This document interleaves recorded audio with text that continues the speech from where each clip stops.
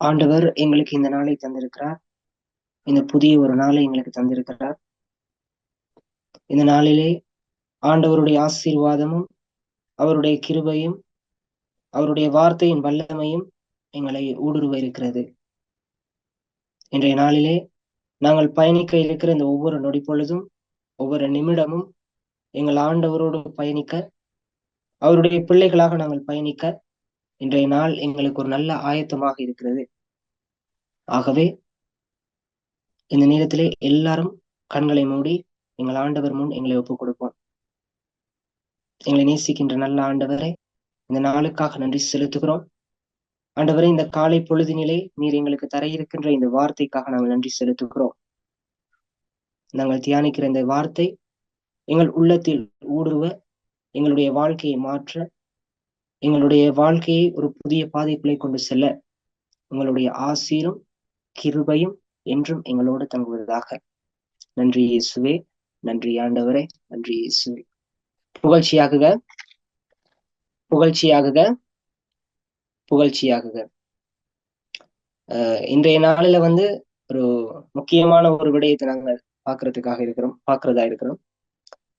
ஒரு புதிய ஒரு விடயம் என்று சொல்லி சொன்னா, இன்றைய முதலாவது வாசகம், இன்றைய நற்செய்தி இரண்டையும் நாங்கள் பார்க்கின்ற பொழுது ஆண்டவர் எங்களிடம் கூற விரும்புவது, ஆண்டவர் எங்களிடம் இருந்து விரும்புகிற ஒரு விடயம் என்ன அப்படின்னு சொல்லி சொன்னா, நாங்கள் ஆண்டவருக்கு மக்களாக இருக்க வேண்டும், நாங்கள் ஆண்டவருடைய பிள்ளைகளாக இருக்க வேண்டும் என்பதை ஆண்டவர் இந்த நேரத்துல விரும்புகிறார். நாங்கள் இன்றைய முதலாவது வாசகம் எரேமியா நூலிலிருந்து எடுக்கப்பட்டிருக்கு. பார்ப்போம். எரேமியா நூலில 7வது அதிகாரம் 23 இருந்து 28வது வசனங்கள்.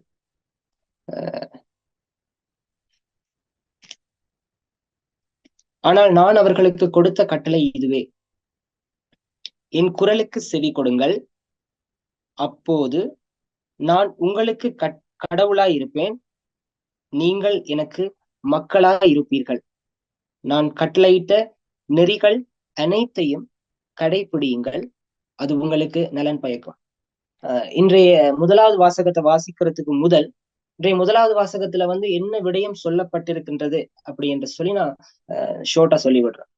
அதாவது ஆண்டவர் இறைவாக்கினர் எரேமியா மூலமாக இஸ்ரேல் மக்களுக்கு சொல்லுகிறார். ஆண்டவர் இஸ்ரேல் மக்கள் எவ்வாறு இருக்க வேண்டும் என்பதை ஆண்டவர் வெளிப்படுத்தியும், அவருடைய வார்த்தைக்கு அவர்கள் அடிபணியாமல் நேர்மாறாக ஆண்டவருக்கு நிகரானவர்களாக ஆண்டவருடைய வார்த்தைக்கு கீழ்ப்படியாமல் அவர்கள் வாழ்கிறார்கள். அப்பொழுது ஆண்டவர் தொன்று தொட்ட காலம் முழுவதும் இறைவாக்கினர்களை இஸ்ரேல் மக்களுக்காக மனம் திரும்புதலுக்காக அவர் அனுப்பி கொண்டிருக்கிறார். இதுதான் இன்றைய முதலாவது வாசகத்திலே கூறப்படுகின்றது. அதில் நாங்கள் இந்த வார்த்தைகளானது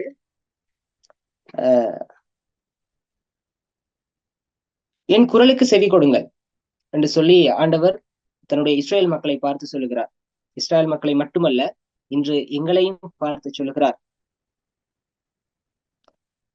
என் குரலுக்கு செவி கொடுங்கள். ஆண்டவருடைய குரல் எது? அவருடைய வார்த்தை. இன்றைய நாளிலே ஆண்டவர் எங்களை பார்த்து சொல்லுகிறார், என்னுடைய வார்த்தைக்கு செவி கொடுங்கள். நாங்கள் ஆண்டவருடைய வார்த்தைக்கு நாங்கள் உண்மையாகவே நாங்கள் செவி கொடுக்கின்றோமா? முன்ன டாக்டர் சஜீவன் ஒரு மெசேஜ்ல சொல்லியிருந்தார், நாங்கள் 2 மனிதர்களாக வாழ்கிறோம். ஆலயத்திற்கு செல்லும் பொழுது ஒரு மனிதராக வாழ்கிறோம், ஆலயத்தை விட்டு வெளியே வருகின்ற பொழுது வேறொரு மனிதராக நாங்கள் வாழ்கிறோம் என்று சொல்லி. அது உண்மையாகவே ஒரு உண்மையான ஒரு விடயம். இந்த வாசகத்தை பார்க்கின்ற பொழுது ஆண்டவர் எங்களிடம் எதிர்பார்ப்பது, அந்த வார்த்தையை நாங்கள் பார்க்கின்ற பொழுது, என்னுடைய குரலுக்கு செவி கொடுங்கள், அப்போது நான் உங்களுக்கு கடவுளாய் இருப்பேன், நீங்கள் என் மக்களாய் இருப்பீர்கள். ஆண்டவர் எங்களிடமிருந்து விரும்புவது இந்த ஒன்றுதான். நாங்கள் ஆண்டவருக்கு மக்களாக இருக்க வேண்டும். நாங்கள் அப்படி மக்களாக இருக்கும் பொழுது அதே வார்த்தைகளை சொல்லப்படுகிறது, அது உங்களுக்கு நலன் பயக்கும். ஆண்டவர் சில நெறிமுறைகளை வைத்திருக்கிறார். நெறிமுறைகள் என்று சொல்லும் பொழுது டிசிப்ளின் என்று சொல்லுவோம். எங்களுடைய வாழ்க்கையிலே நாங்கள் ஆண்டவருடைய பிள்ளைகளாக இருப்பதற்கு, ஆண்டவருடைய மக்களாக இருப்பதற்கு ஆண்டவர் எங்களுக்கு சில டிசிப்ளின்ஸ், சில நெறிமுறைகள் வைத்திருக்கிறார். நாங்கள் அந்த நெறிமுறைகளின் படி நாங்கள் வாழுகின்ற பொழுது நாங்கள் அவருடைய மக்களாக நாங்கள் இருப்போம்.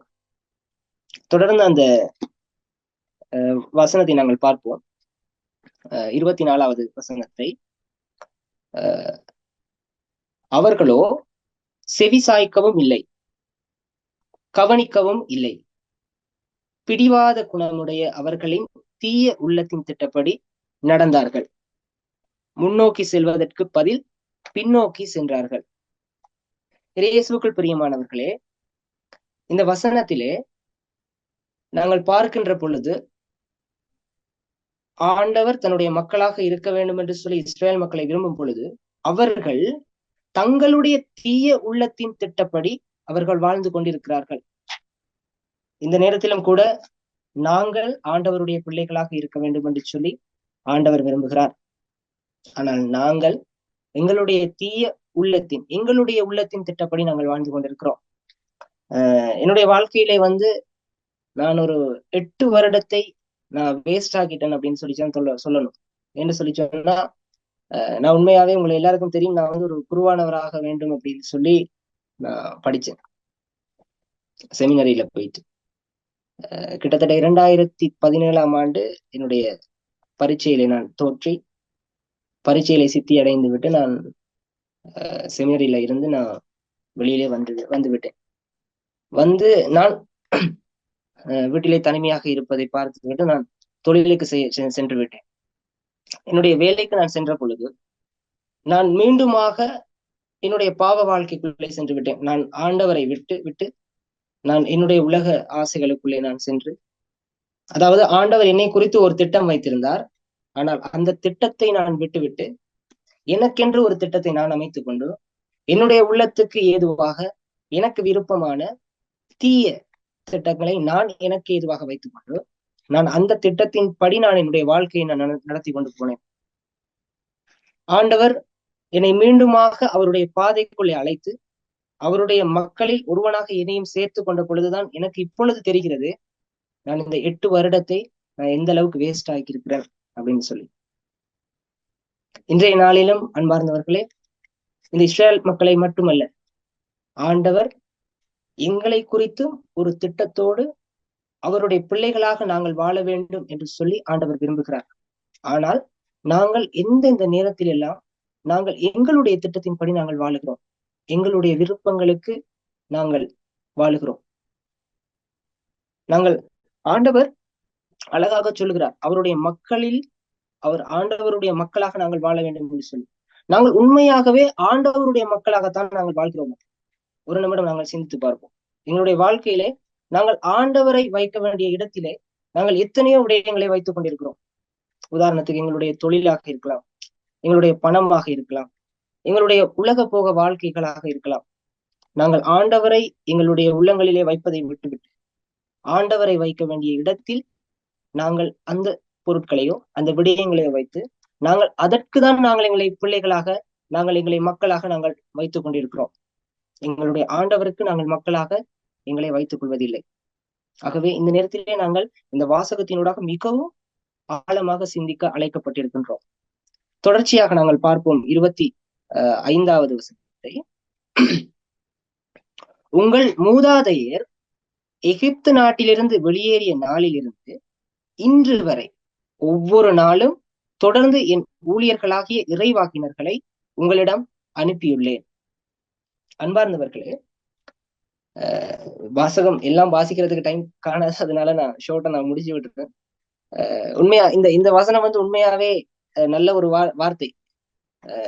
அந்த மூதாதையரின காலத்துல இருந்து எகிப்து நாட்டிலிருந்து வெளியேறிய நாளிலிருந்து இன்று வரை, நல்லா கவனிங்க, இன்று வரை ஒவ்வொரு நாளும் தொடர்ந்து என் ஊழியர்களாகிய இறைவாக்கினர்களை உங்களிடம் அனுப்பியுள்ளேன். ஆண்டவர் எகிப்து நாட்டிலிருந்து வெளியேறின நாளிலிருந்து இன்று வரை, இன்றைய நாள் வரைக்கும் இஸ்ரேல் மக்களுக்காக மட்டும் இல்ல, இன்றைய நாள் வரைக்கும் எங்களுடைய மனமாற்றத்திற்காக வேண்டி அநேகமான இறைவாக்கினர்களை அனுப்பி கொண்டேதான் இருக்கிறார். ஆனா நாங்கள் இன்றும் நாங்கள் ஆண்டவரை விட்டு நாங்கள் வெளியே தான் இருக்கிறோம். நான் ஆரம்பத்திலே சொன்னது போல எங்களுடைய வாழ்க்கையிலே நாங்கள் 2 பக்கங்கள் உடையவர்களாக நாங்கள் வாழ்கின்றோம். ஆண்டவரை பார்க்கும் பொழுது, ஆலயத்துக்கு செல்லும் பொழுது ஒரு ஒரு ஒரு ஒரு வாழ்க்கை, ஆலயத்தை விட்டு வெளியே வருகின்ற பொழுது இன்னொரு வாழ்க்கை. அன்றைய நாளிலிருந்து இன்று வரைக்கும் எங்களுடைய வாழ்க்கையில் ஆண்டவருடைய திட்டத்தை எங்களுக்கு வெளிப்படுத்துவதற்கு, ஆண்டவருடைய மக்களாக நாங்கள் வாழுவதற்கு ஒவ்வொரு நாளும் இறைவாக்கினர்களை ஆண்டவர் இன்று வரை எங்கள் மத்தியிலே அனுப்பி கொண்டிருக்கிறார். அது ஃபாதர்ஸா இருக்கட்டும், எங்களோட கூட இருக்கிற மக்களாக இருக்கட்டும். ஸ்பெஷலி நான் ஃபீல் பண்ற ஒரு விஷயம் என்னன்னு சொல்லி சொன்னா, இந்த உயிர்த்த ஆண்டவர் சமூகம், ஆண்டவர் எங்களையும் ஒரு கருவிகளாக பயன்படுத்தி கொண்டிருக்கிறார். இதற்கும் எங்களுடைய இன்றைய வாசகத்துக்கும் எங்களுடைய உயிர்த்த ஆண்டவர் சமூகத்துக்கும் நெருங்கிய தொடர்பு கொண்டிருக்கிற நற்செய்தியோட பார்க்கும் பொழுது நாங்கள் பார்க்கலாம். எங்களையும் ஒரு கருவிகளாக நாங்கள் ஆண்டவர் பயன்படுத்தி கொண்டிருக்கிறார். எங்களுக்கு இது ஒரு தலையாய கடமையாக கூட இருக்கிறது. ஆண்டவருடைய பிள்ளைகளாக மக்களை மாற்றுவதற்கு எங்களுக்கு இது ஒரு தலையாய கடமைகளாக இருக்கிறது. இருந்தும் 26வது வசனத்திலே சொல்லப்படுகிறது, அவர்களோ எனக்கு செவி சாய்க்கவில்லை, கவனிக்கவும் இல்லை, முரட்டு பிடிவாதம் கொண்டு தங்கள் மூதாதையரை விட அதிக தீச்செயல் செய்தனர். இதுல பாத்தீங்க அப்படின்னு சொல்லி சொன்னா, அவர்கள் முரட்டு பிடிவாதம் கொண்டு இன்னும் மீண்டும் மீண்டும் மீண்டுமாக அவர்கள் தீச்செயலை செய்து கொண்டேதான் இருக்கிறார்கள். அவர்கள் ஆண்டவருடைய மக்களாக வாழ்வதை விட்டு தீச்செயல்கள் செய்து கொண்டே இருக்கிறார்கள். இதை நாங்கள் எங்களுடைய இன்றைய நற்செய்தியோட நாங்கள் சற்று இணைத்து பார்க்கின்ற பொழுது, ஜேசு பேச்சிலந்த ஒருவரிடமிருந்து பேயை ஓட்டுகிறார். பேய் வெளியேறவே பேச்சற்ற அவர் பேசினார். இதுல ஆண்டவர் ஜேசு ஒரு அருள் அடையாளம் செய்கிறார். பேச்சிலந்து இருக்கிற ஒருத்தரிட இருந்து பேயை ஓட்டுகிறார். பேயை ஓட்டுகின்ற பொழுது பேச்சிலந்து அவர் பேசுகிறார். அவர்களுள் சிலர் பேய்களின் தலைவராகிய பெயல்செபூலை கொண்டே இவன் பேய்களை ஓட்டுகிறான் என்றனர். வேறு சிலர் அவரை சோதிக்கும் நோக்குடன் வானத்திலிருந்து ஏதேனும் ஒரு அடையாளத்தை காட்டுமாறு கேட்கின்றனர். Asking proof. ஆண்டவர்கிட்ட ஒரு ப்ரூஃப் கேட்கிறாங்க. இவர் பெயல்செபூலின் பேய்களின் தலைவனாகிய பெயல்செபூலை கொண்டே பேய்களை ஓட்டுகிறான் என்று சொல்லி, இதுல 2 விதமான மக்களை நாங்கள் பார்க்கிறோம். இயேசுவினுடைய காலத்திலே அன்பார்ந்தவர்களே, 2 விதமான மக்கள் இருந்தார்கள். முதலாவது என்ன அப்படின்னு சொல்லி சொன்னா, ஆண்டவர் இயேசுவை ஒரு மெஜிஷியனாக பார்த்த மக்கள். அவர் அதிசயங்கள் நிறைய செய்கிறார், அருளடையம் செய்கிறார், பேய் ஓட்டுறார், குணமாக்குறார், அவரை தொடர்றவங்க குணமாகறாங்க. அவரை ஒரு மெஜிஷியனாக பார்த்தவர்கள் சிலர் இருந்தார்கள். அதே நேரம் அவருடைய வார்த்தையை பின்பற்றி அவருடைய சீடர்களாக சில பேர் இருந்தார்கள். ஒரு ஆப்பிரிக்க தேசத்துல வெளிநாட்டு ஒரு குருவானவர் ஒருவர் ஆப்பிரிக்க தேசத்துல கிட்டத்தட்ட ஒரு 15 வருடங்கள் தன்னுடைய பணிகளை புரிந்து கொண்டிருக்கின்ற பொழுது, அந்த நாட்டிலே கிட்டத்தட்ட 15 வருடங்களாக போர் நடந்து கொண்டே இருக்கிறது. அந்த நேரத்தில் அவர் பணியாற்றுகின்ற அந்த இடத்திலே இருக்கிற ஒரு மகன் அந்த குருவானவரிடம் சென்று கேட்கிறார், ஃபாதர், நீங்க ஏன் வெளிநாட்டில இருந்து இத்தனை வருடங்கள் இந்த ஆப்பிரிக்க தேசத்துல நீங்க கஷ்டப்படணும்? நீங்க வேணும்னு சொல்லி சொன்னா உங்களுடைய சொந்த நாட்டுக்கே போய் நீங்க சந்தோஷமா மகிழ்ச்சியா உங்களுடைய பணியை நீங்கள் தொடரலாமே என்று சொல்லி அந்த குருவானவரிடம் அந்த மகன் கேட்கின்ற பொழுது, அந்த குருவானவர் அந்த மகனை பார்த்து சொல்லுகிறார், நான் ஆண்டவருக்கு நான் ரசிகனாக இருக்க விரும்பவில்லை, நான் அவருடைய சீடனாக இருக்க விரும்புகிறேன் என்று சொல்லுகிறார். அன்பார்ந்தவர்களே, இங்கு கூட இந்த வாசகத்தை, இந்த நற்செய்தியை பார்க்கின்ற பொழுது அநேகமானோர் ஆண்டவரை ஒரு ரசிகனாக தான் பார்க்கிறார்கள். அதாவது வெளி தோற்றத்தை வைத்துக் கொண்டு நான் அவரை போல இருக்க வேண்டும் அப்படி என்று சொல்லிதான் பார்க்கிறார்கள். உண்மையா இந்த அருள் அடையாளத்தை எங்களால் செய்ய முடியவில்லையே என்று சொல்லி அந்த இடத்திலே பொறாமைப்பட்டு குறை கூறுபவர்கள், விமர்சனம் செய்கிறவர்களாகத்தான் அந்த இடத்திலே இருக்கிறார்கள். நாங்கள் இந்த இடத்திலே ஆண்டவர் எங்களுடைய வாழ்க்கையிலே ஒரு அருள் அடையாளங்களை செய்கின்ற பொழுது, ஆண்டவர் எங்களுடைய வாழ்க்கையிலே ஒரு அற்புதத்தை நிகழ்த்துகின்ற பொழுது, ஆண்டவர் எங்களை அன்பு செய்கின்ற பொழுது, நாங்கள் உண்மையாக ஆண்டவருக்கு ஒரு ரசிகனாக இருக்கிறோமா அல்லது அவருடைய உண்மையான சீடராக நாங்கள் இருக்கின்றோமா? சற்று ஒரு நிமிடம் நாங்கள் சிந்திக்க வேண்டிய ஒரு விடயம். ஆண்டவர் எங்களுக்கு ஒரு நன்மையான ஒரு அற்புதத்தை செய்கின்ற பொழுது நாங்கள் ஆண்டவரை நன்றி இயேசுவே, தேங்க்யூ ஜீசஸ் நாங்கள் சொல்றோம். ஆனால் எங்களுடைய வாழ்க்கை, உள்ளார்ந்த வாழ்க்கை அதற்கு உண்மையாக இருக்கின்றதா? இல்லை. நாங்கள் அந்த நேரத்திற்கு நாங்கள் ஆண்டவருக்கு நன்றி செலுத்தினாலும் எங்களுடைய வாழ்க்கை மீண்டுமாக இந்த உலக லௌகீக வாழ்க்கைக்குள்ளே எங்களை நாங்கள் கொண்டு சென்று கொண்டிருக்கிறோம். ஆனால் உண்மையாக ஆண்டவர் விரும்புவது முதலாவது வாசகத்திலே கூறினது போல ஆண்டவருக்கு நாங்கள் மக்களாக இருக்க வேண்டும். இன்றைய நற்செய்தியும் அதைதான் வெளிப்படுத்துகிறது. ஆண்டவருக்கு நாங்கள் அவருடைய மக்களாக நாங்கள் வாழ வேண்டும் என்று சொல்லி இன்னொரு நேரமின்மையின் காரணமாக நான் இன்னொரு சின்ன ஒரு கதை ஒன்று சொல்லிட்டு, ஒரு ஓவியர் தன்னுடைய சீடனுக்கு வந்து தன்னுடைய ஓவியத்தின் கலைகள் எல்லாவற்றையும் அவர் சொல்லிக் கொடுக்கிறார். எல்லா கலைகளையும் அவர் சொல்லிக் கொடுக்கின்ற பொழுது அந்த சீடன் என்ன சொல்றான்னு சொன்னா தன்னுடைய குருவினிடம் ஒரு நாள், குருவே, நான் உங்களிடம் பல கலைகளை கற்றிருக்கிறேன், நான் ஒரு ஓவியம் வரையட்டுமா என்று சொல்லி கேட்கிறார். கேட்டுவிட்டு அவர் என்ன செய்கிறார் சொல்லி சொன்னா ஒரு அழகான ஓவியத்தை வரைந்து ஒரு பாதையின் ஓரத்திலே கொண்டு போய் அதை வைத்து அதிலே பக்கத்தில் எழுதுகிறார், இதுல ஏதாவது பிழைகள் இருந்தால் சுட்டி காட்டவும் என்று சொல்லி. அப்படி அவர் எழுதுகின்ற பொழுது அநேகமான மக்கள் அந்த பாதையில செல்லுகின்ற அனைவரும் பேனாவை எடுத்து அந்த இடத்திலே வட்டமிட்டு இந்த இடத்திலே பிழை இருக்கிறது, இந்த இடத்திலே பிழை இருக்கிறது என்று சொல்லி எல்லா இடங்களிலும் அவர்கள் சுட்டி காட்டுகிறார். அப்பொழுது அவன் மிகவும் கவலைப்பட்டு மன உளைச்சலுக்கு ஆளாகி தன்னுடைய குருவனிடம் மீண்டுமாக சென்று குருவனிடம் சொல்லுகிறார், குருவே, நான் ஒரு ஓவியத்தை வரைந்தேன், ஆனால் எனக்கு இவ்வளவு பிழைகள் இருக்கு என்று சொல்லி என்னை சுட்டி காட்டுகிறார்கள் என்று சொல்லி. அப்பொழுது அந்த குரு சொல்கிறார், மீண்டுமாக அதே ஒரு ஓவியத்தை வரை என்று சொல்லி. அந்த ஓவியத்தை வரைந்த பொழுது குரு அந்த நேரத்தில் என்ன செய்கிறார், அந்த ஓவியத்தை எடுத்துக்கொண்டு அதே பாதையோரத்தில் வைத்துவிட்டு இப்பொழுது எழுதுகிறார், இந்த ஓவியத்தில் ஏதாவது பிழைகள் இருந்தால் திருத்தி விட்டு செல்லவும் என்று சொல்லி எழுதுகிறார். அந்த நேரத்தில் அந்த வழியாக வந்த யாரும் அதை திருத்தவில்லை. என்று சொல்லி சொன்னால் இந்த உலகத்திலும் கூட எங்களுடைய வாழ்க்கை, மக்களுடைய வாழ்க்கை இவ்வாறுதான் காணப்படுகின்றது. மற்றவர்களுடைய பிழைகளை வந்து நாங்கள் சுற்றி காட்டுகிறோமே தவிர நாங்கள் அவர்களை திருத்த வெளிப்படும் பொழுது நாங்கள் யாரும் முன் செல்வதில்லை. மற்றவர்களை விமர்சனம் செய்வதில் தான் நாங்கள் ஆதிக்கத்தை கூட செலுத்திக் கொண்டிருக்கிறோம். எங்களுடைய வாழ்க்கையில் நாங்கள் மற்றவர்களை விமர்சனம் செய்வதை விடுத்து நாங்கள் மற்றவர்களை திருத்துவதில் எங்களுடைய வாழ்க்கையை முறையாக செலுத்த வேண்டும். அது மாத்திரமில்ல, எங்களுடைய வாழ்க்கையில் ஆண்டவர் எங்களை அவருடைய பிள்ளைகளாக இருக்க வேண்டும் என்று சொல்லி விரும்புகிறாரோ நாங்கள் அதற்கேற்ற போல எங்களுடைய வாழ்க்கையை நாங்கள் மாற்றிக்கொள்ள வேண்டும். நாங்கள் ஆண்டவருக்கு நாங்கள் சீடராக இருக்க போகிறோமா அல்லது அவருக்கு ஒரு சாதாரண ரசிகனாக இருந்து செல்ல போகிறோமா? நாங்கள் சற்று சிந்தித்து பார்ப்போம்.